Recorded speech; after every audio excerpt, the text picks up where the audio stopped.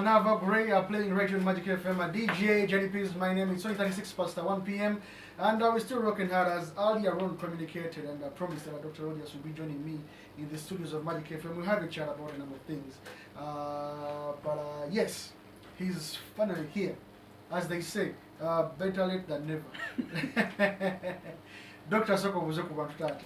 Okay, banafa abalungi abatuliriza tweyanze kemebale kwekumira ku Mpiko Magic FM kwetuli live show and tugenda koyamu kwa bintu bingi byanjawulo tugenda kunyamu embozi tutulabe nti gwe covid ekuyisize ate kutwalawa ewe tukole ekyo ensi tujja kwa tujimaliriza. Yes. Okay.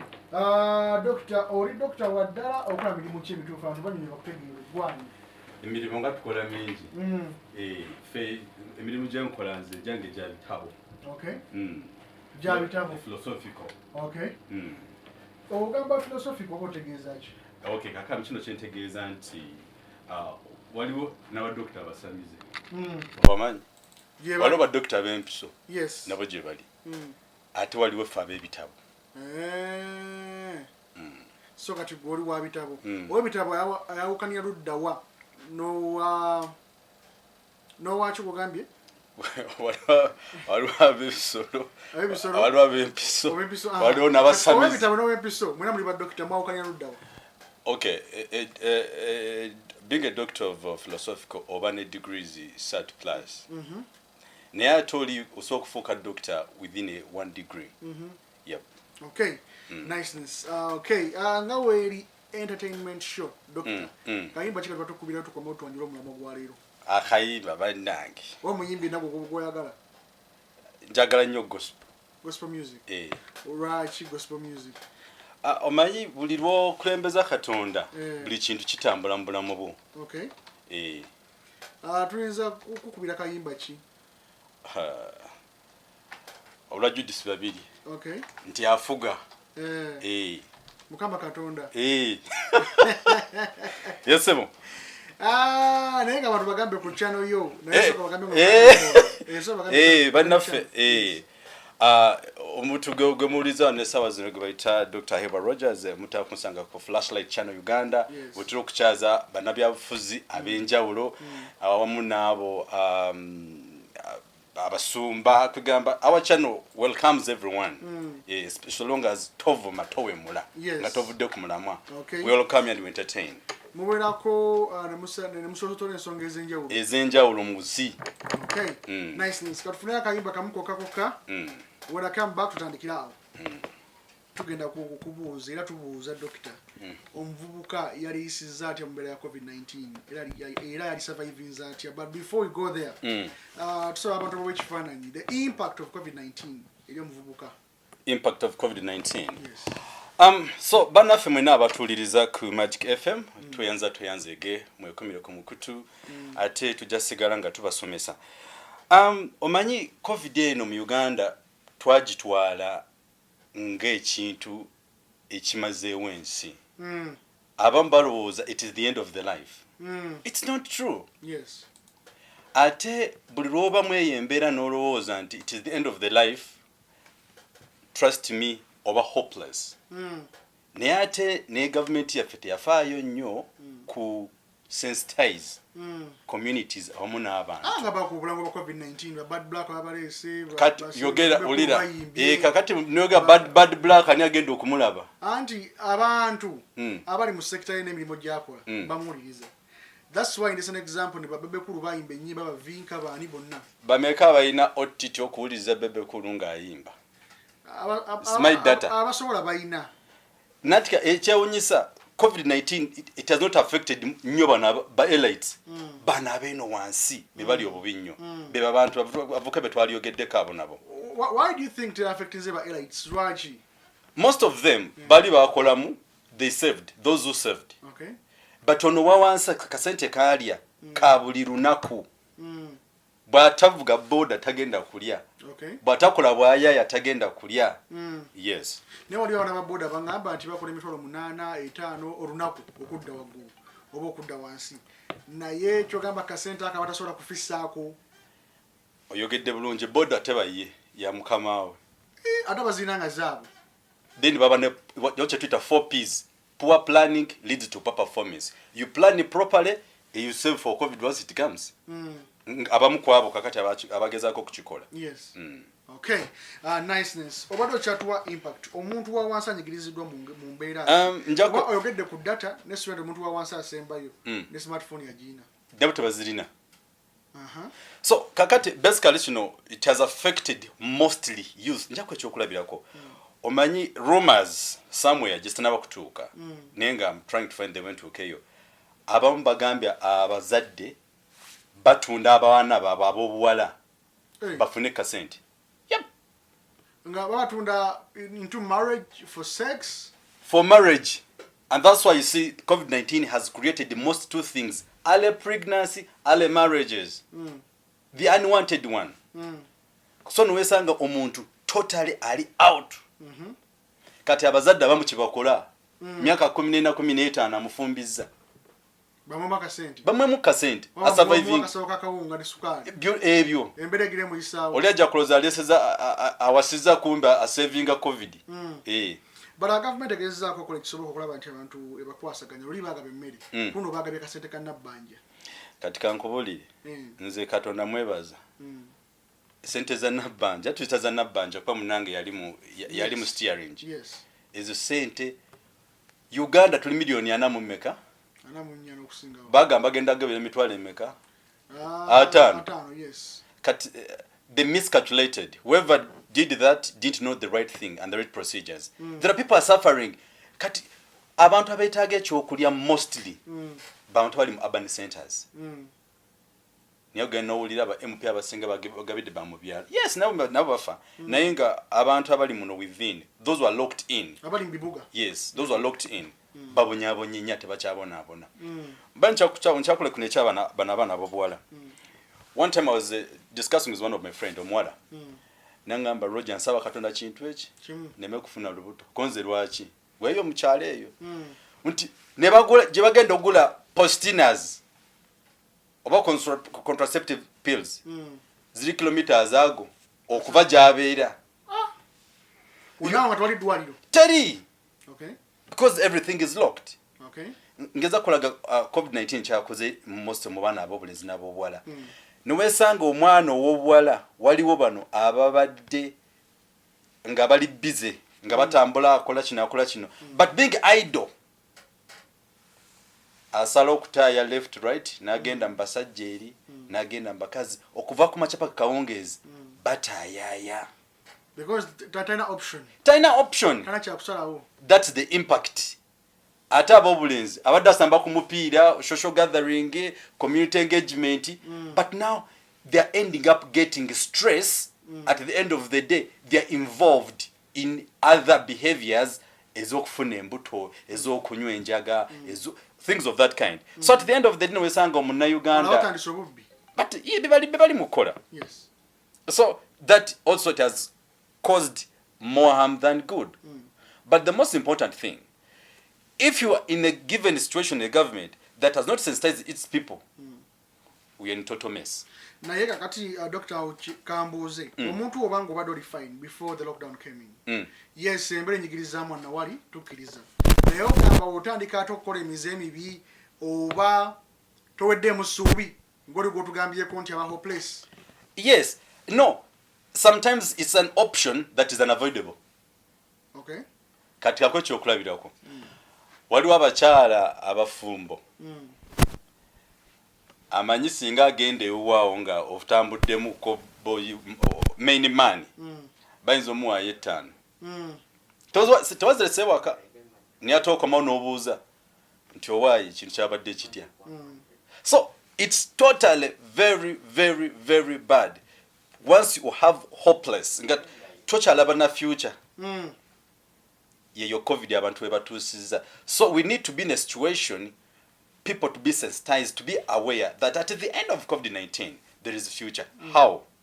By engaging people in social medias.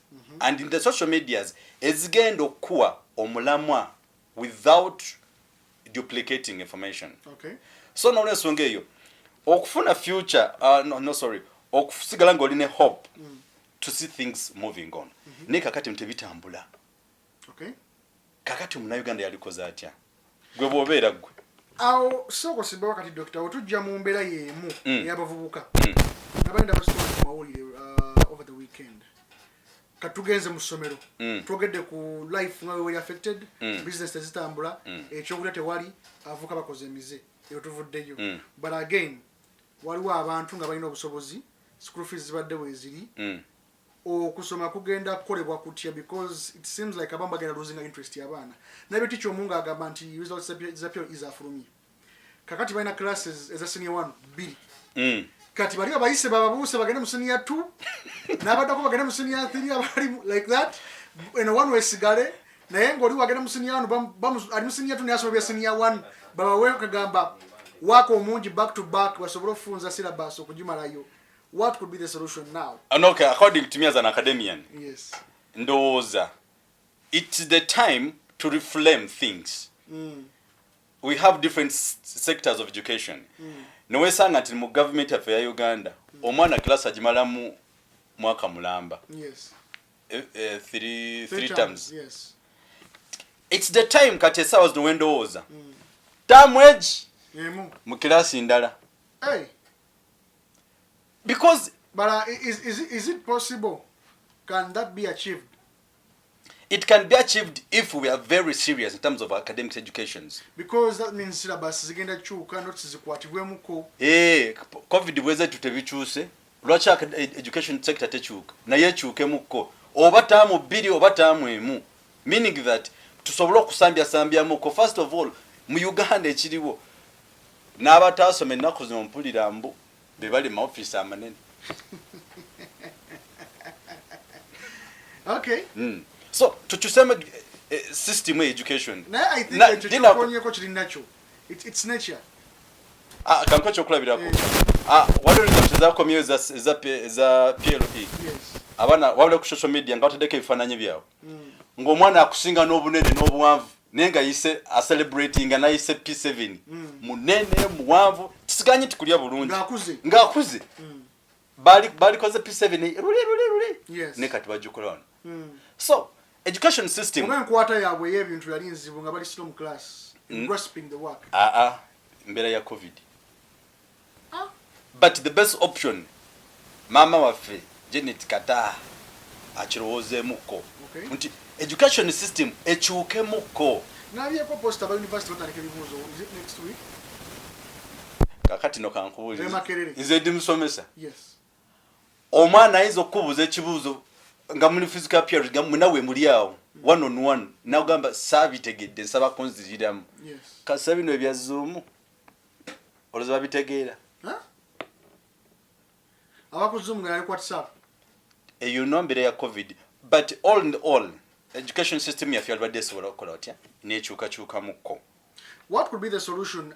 England bo bagambi COVID tugayigobera naye tebakyayambala mask bo bali bukimu business zona bazitadde tekyali lockdown. That's the only option nafe gye tulina. Uganda America akola kyekimu bameka bafa mu America bara mu America according to numbers here baga abantu abawole mitwalo 4 bafa every single day wa mu America but ejo ba chirese kiberebwe kityo. But on top of that or maybe tetujja byogera n'okumpewo naye nga ate London yo bafuna about 20,000 new cases eza COVID-19 cases not death but cases mitwalo 2 okudda wagulu every single day. Kakati ebyeri tusoke tubiteeke ebbali tutunulye bano baffe mu Uganda abantu bafa COVID siganyi bagifa yes naye nanjaga kwebuuzaako omuntu bwafa COVID n'akawuka kasigala nga kakyali kalamu ng'oli afudde waliwo kyebuuzizaako kayinza bakasigala kalamu katya katambulira mu musaayi omugubuguma tugamba tulema okwezikira abantu abo weewaawo juzi bakijjawo nga abaziika abantu bongedde basusizza okwongeza ebisale ne nkubulire yes tuli ku mpewo ya ggwanga yes babbi there are serious issues where the government should have come in neteekako embago immediately. Okay. Oli afudde akako kasigadde kalamu. That's sense electoralezeko ekintu ekyo. Oli baba afudde akako kakafudde. Kati lwaki kandi waba badde mulamu kayinza okusigala ku bintu byabadde akozesaawo. Ensonga lwaki kale bwokyengoyi tukyekolereko. It is a simple solution. Okay. Baba badde zi blanket suuka kale tuzooche. Yes. Oba mubiyire ebintu kale. Tumanyi tino tebikyaliwo niyo omuntu afutujja kumwekolerako. Yes. Because it is very very bad. Abantu batunze n'ebibanja batunze ebintu byabwe okuziika omuntu omu. Eno ziika sente eryo zikugamba nina omukono gwange omu yafiddwa maama we ayabadde mu ddwaliro side z'ensambya obuli unze oyo magezi ge magali gamu amubawe amubawe accident kali afa accident n'obunyama tetwabulaba yagwa mu nyanja amubalekere bakwate ezo sente bakole business endala because they will continue lamenting afudde no oba badde n'akamotoka ba mu nyumba lot kubitunze mwata agagwerewo ddala yenna nedda nze wabeera nze sigaza mu mulambo gwo ngukulekera omuntu gosa akulekera ali omu yekka gwe sitamanyi serious abantu babona tangoda buse sinaba kutabuka ne it's really pains ne mama w'omuntu nga kizibu ogamba nti temwina wadde ebijja mugamba nti mwamuziika wano batujeka akamanyiro bamusigaze bamusigaze nabo bamutegeko musemi tuli mulambulira ye ogamba kibamu akobuntu sente ngenda kuzijjawa nezibadde zimujanjaba zibadde za kwewola mwewole n'endala mama 18. God, doctor, what is the way forward? Because our lockdown is gazakenda kuga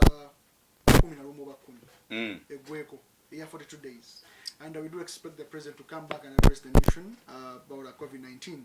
In that way, guidelines the tujo following empia oba zino zesigaza. What is your prediction? And what could be done? What would be the advice of the Chairman to the national station and say to Ulida in Zamageze Mwako? Batute. And what kubata nene mulemerero kuba discipline. Sanitize neverema. Kwambala mask neverema. Esawa zino lubaine pisa. Boda tezitambula. Na yandi singa luli abachikola bamenya mateeka era bakwata bakusiba. Jora badwali kuchira police station nga police weri basudde ekiddo nga buli omu atalina sticker atalina ID yingia ekyo omanyi wembuliza Minister of Disaster Management there is no office etaba ready for any situation eyo office eriwo okukola ebigwa bitalaze. Maybe bali overwhelmed by this. How? Maybe they were predicting and it could take this long. Then it is in wrong office ajivemu. If you cannot plan for only 40 something million, out of which Uganda tetula kufuna mbeera buli mwaka, esente zigenda mweyo ensawo bazikozesa ki? Okay. It is the time to president natugamba tino Minister of Disaster Management buli mwaka tujua such and such amount of money. Kati myaka 10 tunafuna disaster akafuta disaster nsoko kutegera no mu Uganda zali 2. Eyebududa newo ne yekyeddondo. Wano yakasese. Ne yakasese. Yes. Kakati ezo satu mu myaka gyonna letulina COVID. Yakasese akaje emirundi 2 yaze for the second time just a few weeks ago. Then Minister of Disaster Management kikyakola. You know people are dying in those areas. Wamagezi ki? Beba abantu abali ma office anga tuli supposed kuzibaamu. Let me tell you, if you can't plan for your own people, Uganda sintono. Whereby everybody must be bothered. Okola ki? Okwat. Beda bana Uganda bayina empisa. Kujja kugwa balaba omanyi bayita ekinyira. Bwoba otambula mwacho kibera bwe kiti wansi. Kyebaka kitunudde wansi. Yes. Kati gwe bwoba otambula olaba kiwunzisa omutwe. Nakyo kikulaba kigamba nawe okoze otya? Abo bali mu office bawunzika emitwe gyabwe. Baloza bali straight ng'ebinyira. So kata President Jogamba abantu abate abantu bannayuganda mbamanyi baba patient oba ateeka abamu abalala ate agenda bawachi olw'ensonga nti yagamba nga tubadde before the 42 days abasinga babadde babatakedi nga zikola butale gye buli bukola public transport weringa otika half the passengers balina otwala but waliwo industry kati nga entertainment nti bivulu mabaala yagamba nti batamiivu kati gundi gye bagukolera nga teyazigala anti bagamba munywere waka ate baali ba contributing revenue kakati wakolera mess tosobola kuŋŋamba munywere waka era tusigala tukola tutya tusigala tunywa nanti ewaka nga temutambudde mixing with other people ekyo kyabwereere abaayo abantu banywa amabaala gakola nga galiwa sijja googera negye gali gakola even in these 42 days dipo egutwalawa omwenge gwasuubula bagutwalawa ku dipo ez'enjawulo lwaki teyazigala oba teyagala abantu babekisi anti balina balina osigala nga bakola kuba be bamu kubasasula omusolo ogutegerekeka mu ggwanga wamaye sente zatujjako just on airtime n'ataasoma nayasoma akafiiramu but the most important thing is okudda ku kibuuzo my prediction the best option would be ate abantu bakole ebyabwe ekyokubiri bw'aba agenda kuddamu kutusibira eze million 5 something bikoze bitya kati emitwalo nze nakoze mu calculation yange yes neŋŋamba emitwalo 10 egyo bw'ogiwa omuntu alina family y'abantu 5 yes kitaba kitegeeza buli lunaku bagenda kulya sente meka bannange naye abo ndowooza bano abali baplaninga zino sente simanyi temulya sente mugule buwunga tugule buwunga tubuguzi bakola budgeti n'agamba nti akasawo ka kilo 10 ka mitwalo 2 kitundu kilo 10 gwomanya when you at home and stress weno nga toli busy omanye nti agyolyamu abaana balya nnyo gwe je moment hano walira n'ennyo kuba alina okulya alina okulya ekyemisana alina okulya ekyekiro at the end of the day ekiro 10 omwana azimala kujja munaku ogu tumaliza because tuera chikabili Dr. signing out era abantu bali maxizo tubagambye every Tuesday tugenda belanga one full hour ngobabulira ebifo mu ggwanga okay yes okay lero twadde ku program eya youth better to know the way forward yes nza abavuka nchemba saba kiti kimu mukole be creative individually yes and learn to work within the situation nze mbadde ngamba abayina ettaka bagende bakuba kuzibloka ewaka abala balime yes ebyokwefumbiza bino balinde muko at the end of the day it will still affect you better we've looked at on what chigenze mo dokyagala nengo chigenze mu gwambeera yes kakati abala chetwa bageze YouTube babereko ngabo okola ngazi bwenkola yes tebaloza ntino tagende emirimu gyabula no mwana ajja kugamba data wa bay be surrounded with people who will make you a better person at the end of the day.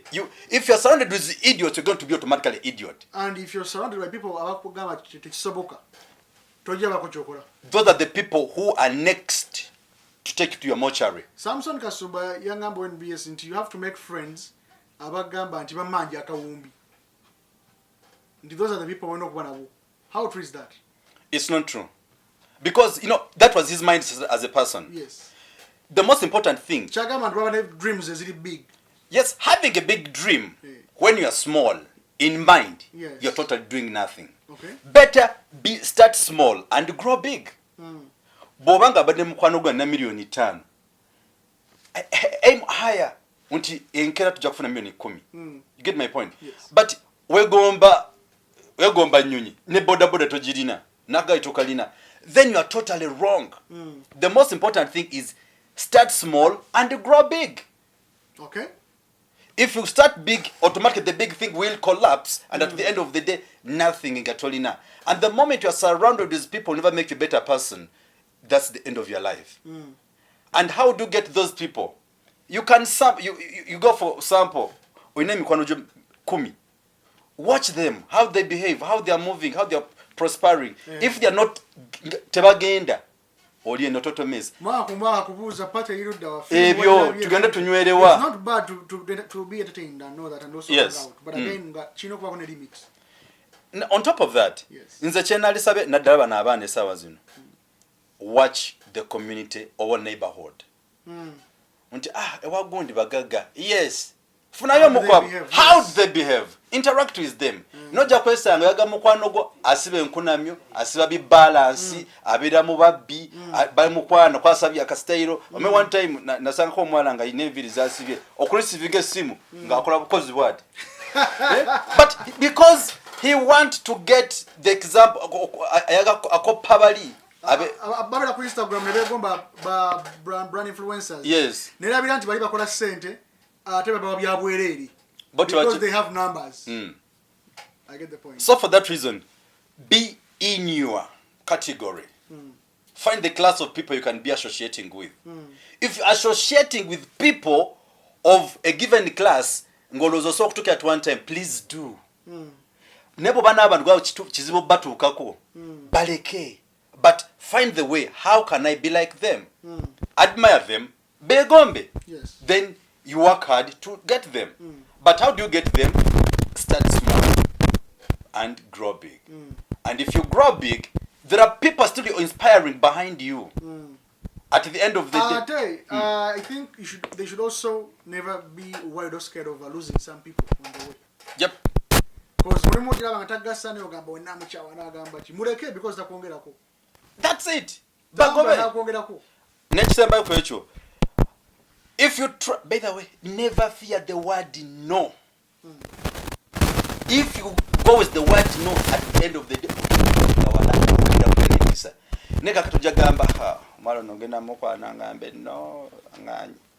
try tomorrow till that person will understand and will accept. Over the business, first season, second season, they cannot suspend you forever. At the end of the day, you're the best after the critical analysis and research that you should have done. One man said some people have to say no 7 times, then the 8th time they say yes. No, it's mentally. Bakwata chikwati. Kwa bukiriza embeera ekuliko. Obogenda kukitambula. Sibula abantu doctor. Okay, no ensonga eyo tuyanze mwebale nnyo mwebale ddala John P. By the way, webale kubeera nga the programs you normally host. Yes. Abantu. People follow and comments and advice zibaleta. Waliwo zisanisa waliwo ezinyiza. Unless chesa mpoze obabali badonga nachi betago okumanya my fellow youth abana abantu abalala to advise them because chikulu nnyo chembade chensengo okwagala nti abantu bayina okufuna embeera okwalaga nti no covid is not the end of life. Yes. Basigale nkogamba nga tubako ku magezi. Build them mentally. Abantu betaka kubazaamu suubi. Abafumbo, abatali bafumbo, abavubuka. Olo nkwano ngomwa omulezi yagambye nti nebi. I even have lost interest okudda mu class. Yes. Kati obogenda mukolera kyoyo. Awedemu suubi. Awedemu suubi. Neze advice jempa Minister of Education. China kola nti abaana kale babateke mbisulu. Tewali kusufuluma, tewali kuyingira. N'abasomesa bennyini babafune gye basula. Ate nga babasasula. Nga basindika akasente waka baba nga bafumbo. Okay. Yep. Nice. So thank you very much, Doctor. We can't wait to have you next week on Tuesday. Tuongera okuwayamu ku nsonga ez'enjawulo. Tujja kukwatana ku masimu, I think. Tujja kukwata ku Facebook messages. But thank you very much for sacrificing time and also coming through. Okay. All right then. I have to sign out. What Sports is coming up next with Peter or Ty. But I am Doctor. We shall be live again next week on Tuesdays, 1 p.m. to 2 p.m. Okay. So, do you mind if you can give them a number? The people who may need a psychological talking. Yes. Mental therapy and advice. Yes. Go ahead, please. Okay, we're budget Airtel. Yes. Airtel is 0759 915165. Yeah, MTN 0772 915165. One more time. Airtel 0 musanvu 5 mwenda 9 mwemu 5 mwemu 6 5. Okay. Nice. This was not Ryan's doctor. Tuwegweko nze jja kuba wecha na wisdom kaye but doctor jja kubadda ku Lwokubiri. Tukwasaganye tutandikirawo. Wewa. Aba Flashlight. Okay. But not all our Flashlight Uganda, all our viewers Flashlight Uganda, thank you so much for loving us. Thank you so much for being on our program every time, every moment we share with you to see manyumwe bale kutwagala. mwebale kusigala nga mugoberera tujja sigala nga tubaweereza tubatumiddeko mwenna all over the globe. Jean Pini yenza n'akaseera ko tuwadde onako lwale idio gikoze otya oma idi njigiriza bintu bibiri njigiriza obukodo kakati ono